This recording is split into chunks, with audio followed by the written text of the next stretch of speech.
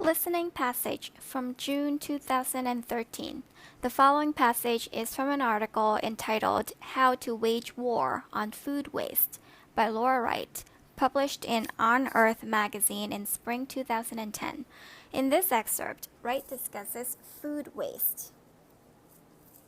2 Saturdays after Thanksgiving, I slept in. At around 11 a.m., I padded into the living room with a feeling of quiet contentment. My husband, Peter, had been up for a few hours, during which time he'd read the paper, made the coffee, cleaned out the fridge, and taken out the trash.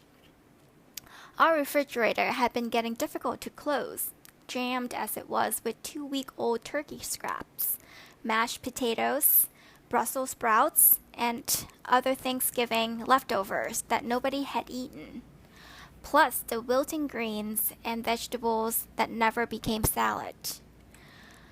There were partially full containers of sour milk, dried out slabs of poorly wrapped cheese, and 3 half-full tubs of hummus. Peter had cleared it all out, and I was aghast. "That was my job," I said. Peter stared back, perplexed. "I mean, my job," I insisted, as in researching the environmental impact of food waste. Unfortunately, I had forgotten to tell him that to write the story, I'd be tallying up our own cast-off food items.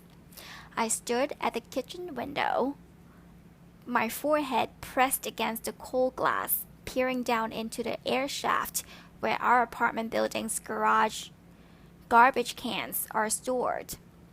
At that moment, I may have been the only woman on the planet who was annoyed with her husband for cleaning out the fridge and taking out the trash while she slept.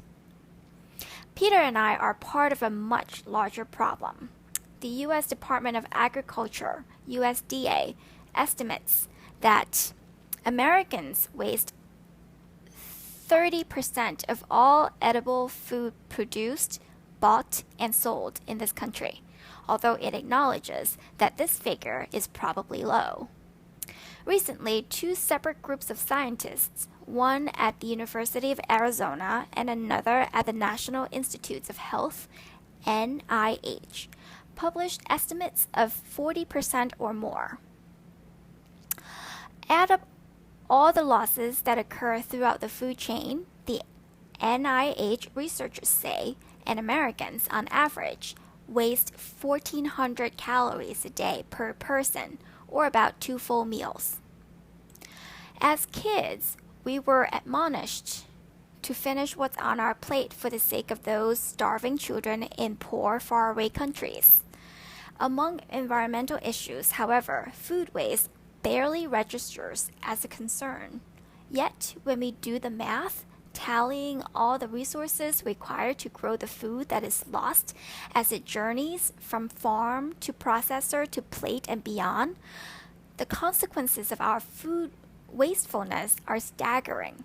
25% of all fresh water and 4% of all oil consumed in this country are used to produce food that is never eaten.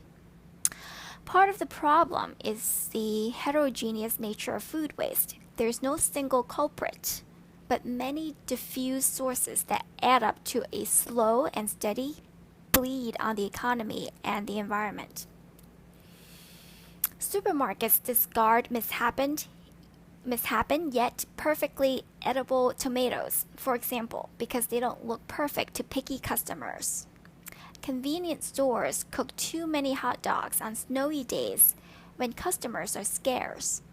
Back on the farm, approximately 7% of crops are not harvested each year because of extreme weather events, pest infestations, or more commonly, economic factors that diminish producers' willingness to bring their produce or products to market. A bumper crop can produce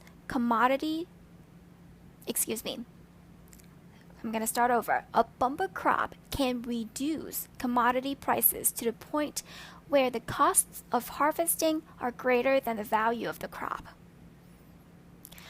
But the biggest players in the food industry, farms, processors, and supermarket chains are not the largest contributors to food waste. Compared with what we toss out at restaurants and in our own homes, the nation's supermarkets stack up relatively well.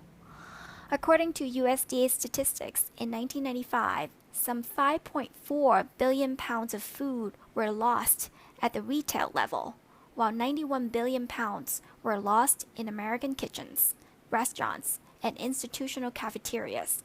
In other words, food service and consumer loss make up 95% of all food waste, which means most of the responsibility falls on those who prepare the food we eat. Whether it's a homemade meal, a dinner at a sit-down restaurant, or the Egg McMuffin we gobble down during the car ride to work. However, how exactly those numbers break down is poorly understood.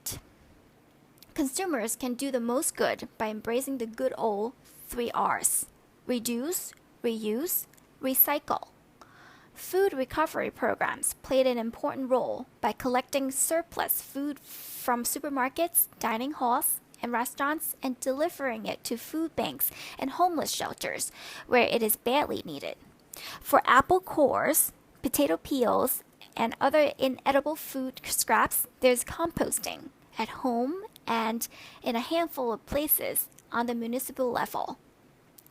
At dinner not long ago, I confessed my food foibles to my friend Sarah, who in turn lamented the frequency with which she finds herself confronted by a refrigerator laden with wilting greens.